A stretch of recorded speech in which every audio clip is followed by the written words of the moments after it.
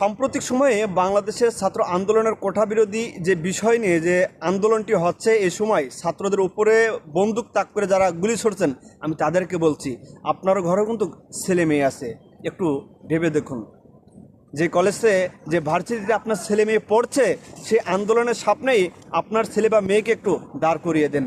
আর সেই আন্দোলনের মাঝখানেই আপনার মতন স্বৈরাচারী কিছু প্রশাসন আছে যারা বন্দুক ছুঁড়ে মারবে আপনার ছেলে বা মেয়ের বুকে বা মাথায়। সে যদি সেখানে স্পটে মারা যায়, আপনার কেমন লাগে?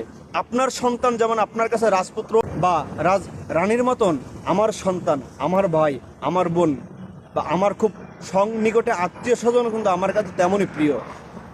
আপনারা যেটা করছেন, ভবিষ্যতের মাসুল গুনতে হবে, পই পই করে হিসাব হবে। এটা মনে করেন না যে বাংলার জনগণ ভুলে যাবে। ডিজিটাল যুগ, যাই করছেন বা যা হচ্ছে আজীবন কিন্তু ইতিহাসের খাতায় অনলাইনে থেকে যাবে। ওই